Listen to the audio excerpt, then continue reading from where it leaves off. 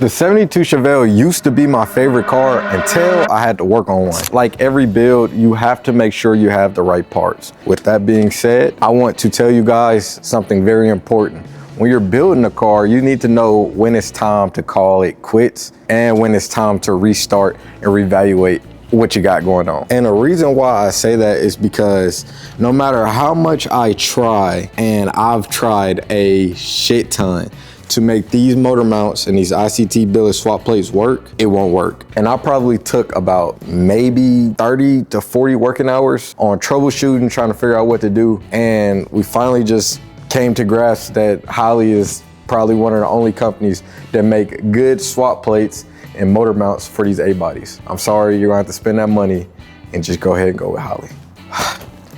I mean, it's a good company, but still though, $400 for oil pan? So we went ahead and picked up these Holley mounts, which this is the part number here.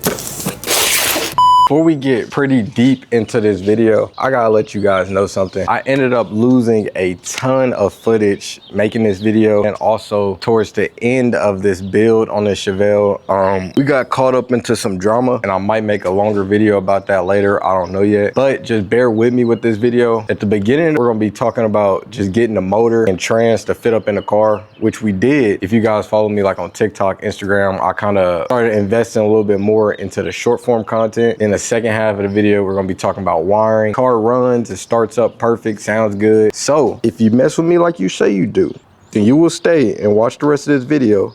You'll leave a like, share it, and also comment. There's a thing at the bottom in the comments to hype the video up. I need you guys to hype this video.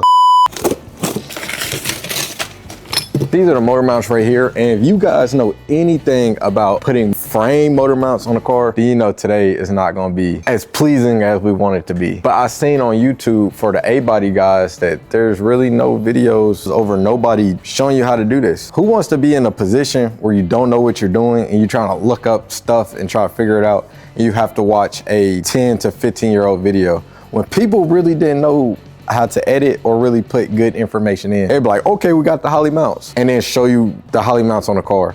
It's like, dog. So when I tell you to like the video and comment and share it to somebody else, I mean it. Sorry, I had to rough you up like that, bro. You good, bro. Keep your chin up, little boy. Let's get straight into it.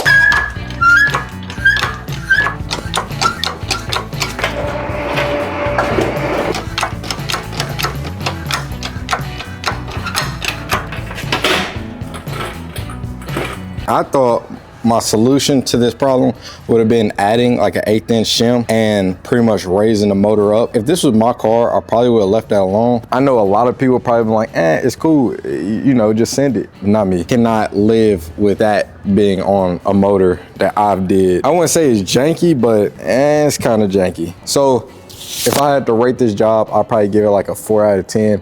Super easy install. You just gotta drop the lower control arms and get about 6 swivels and you'll be able to get to those bolts. Thank you guys. I'm just playing. I went ahead and put one side on to see how much I was gonna struggle with it. So now I gotta put the other side on, and that's what I'm gonna show you guys how to do it. That's how some YouTubers be doing this stuff. Like they'd be doing something so hard to do and then won't even show nobody how to do it. They just show starting, finish. So for the tools that I mainly use was this swivel socket underneath the frame, which I'm gonna show you guys all of this underneath the frame. And then I use my impact back there to take it off from the top. These bottom bolts right here, I don't know if you guys can see it because I kind of can't get the camera up there, but you should be able to see like there's a bolt right there, another bolt like somewhere up there. Those are gonna be the easiest to get to. For this top one, you're gonna kind of have to go through like this this hole right here. That's why this swivel so clutch, because like you can kind of like get an angle like this. Now if you didn't have tubular control arms, I really don't know how hard this is gonna be for you.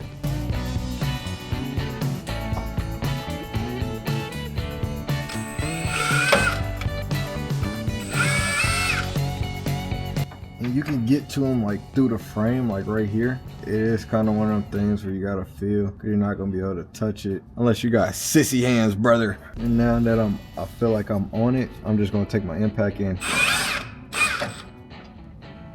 take it off, just like that, dude. That's money, dude.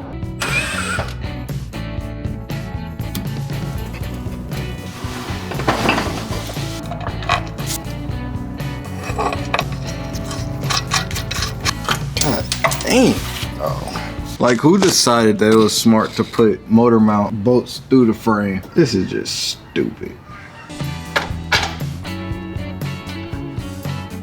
You know, it'd be funny if I got these on the wrong side. That would be funny. But we're gonna see quick. Now we gotta put those F-body motor mounts on the engine and then set it back up in there. And then we're gonna see if all of this was actually worth it.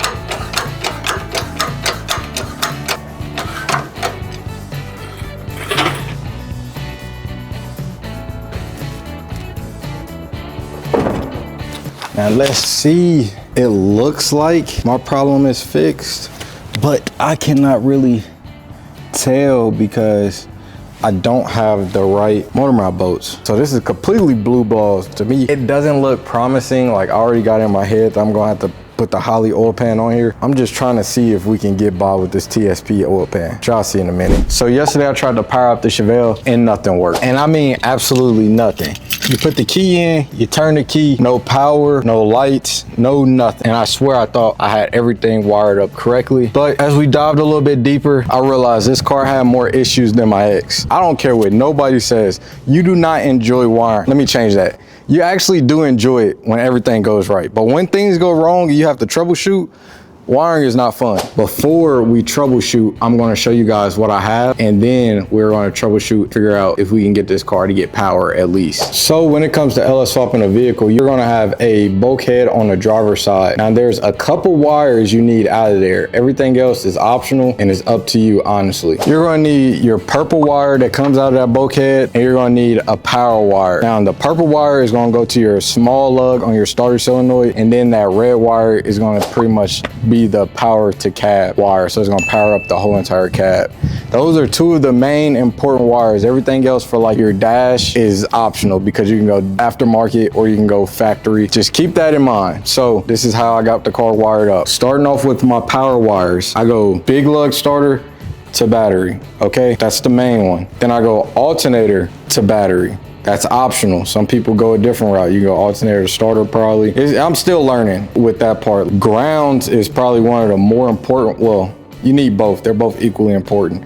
Grounds, you're gonna have to go from the engine to the frame to the battery. You wanna make sure you have a clean connection point to the frame, and then you have to go from the motor to the body, and that pretty much completes the full circuit. He has a rear battery, and it was pretty much running off of those two posts right there, and I was deleting all of that to pretty much make my swap look just all around cleaner and more pleasing to the eye. But forget all that chatting. We're just gonna go straight into diagnosing this car. So our first step will be, we're going to test and make sure that we have power at the starter just off rip. Let's see if we have a good ground first off. So that lights up. So our ground is good. Is the frame grounded at all? So the frame is good. We can count that side off. Let's try the starter. See if we got power on the starter on a big lug. So we got power on the starter. Woo. Hold on. Now the power to the cab wire is gonna probably be one of the only big cable wires. Okay, so we got power coming there. So technically everything back here is correct. So I don't really understand why we're not getting power to the cab. So we're getting power inside the cab. But when you turn the key, it's not getting power. It's not turning none of the lights on, but we can bump the starter. Huh.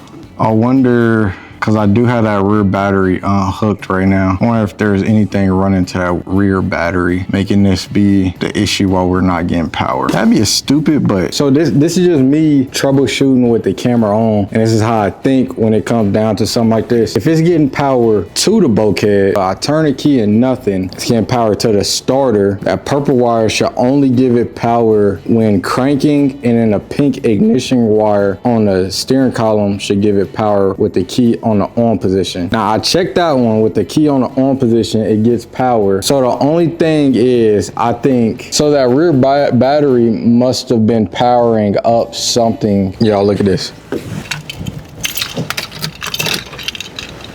Oh look, Holley turns on too. I was kind of overthinking it a little bit. Not for real. Like, I had to take them steps just to figure that out in general. It was the rear battery, the security system as well. I didn't have that powered up. I didn't want to use these posts, but I see why they were essential. I didn't want to extend and bring more stuff to this battery. I have to still clean them up, but it's always the things you overlook. I had to run around because I didn't feel comfortable with leaving just a hard wire coming up to this post. So I had to go get a circuit breaker. Now we're in a better position. Now we can finish wiring up everything. And if you don't know how to wire up the Holley, don't worry, Cousin Tavion got you covered. We will be going over the 5 main wires you need: fuel pump wiring, ECU wiring, fan wiring, and also common mistakes. So let's go ahead and get into the main power. There's plenty of different ways you can wire up your starter, but me personally, I just run it straight to the battery. And if you're wiring an old school GM car, they made it super simple for us. Almost like they knew we were gonna LS swap these cars in the future. The starter wires that came off your small block goes right back to the LS starter. It's that easy. And if you're a real fancy boy using a Terminator X, you're gonna have your main power for that and just run that straight to the battery. Now you'll be surprised how many people actually mess up on the ground. This is one of the most important parts to your LS swap. The more grounds, the more better. Let's start with the main ground. Me personally, I would go engine block to frame, frame to battery, battery to the chassis, but you can always add more. And if you're using some sort of standalone harness, make sure to put your ignition coil ground on the back of your cylinder heads. Now for the Holley, you have one extra ground that you need to run to the chassis of your car. And if this video has been helpful so far, please leave a like and subscribe. Don't worry, I'll wait. Good boy. No, I'm tripping, I'm just playing. But let's get back to the video. Now listen to me closely. I made these fancy wire diagrams, so I need y'all to just screenshot these, because if I start explaining it, I'm gonna sound stupid. And I'm sure y'all don't want that, right? But for the switch ignition, no matter what standalone you have, there's gonna be a little wire that needs key on 12 volts. Now I made a wire diagram showing you where you can potentially get your key on 12 volts and how I would run it if it was my car. Now these are the basics. Just because I told you guys all of this does not mean that I'm correct. So please do your due diligence and figure out yourself if this is right or not. With me trying to run power to that post, I have to tie it into our main battery. Just a FYI, if you guys ever get battery cable, don't get SGAX. Bro, this stuff is super stiff. Like, say get like welding cable or something like that. Then it don't make it no better that you're gonna have to pull out the enforcer when it comes to cutting the goddamn wire.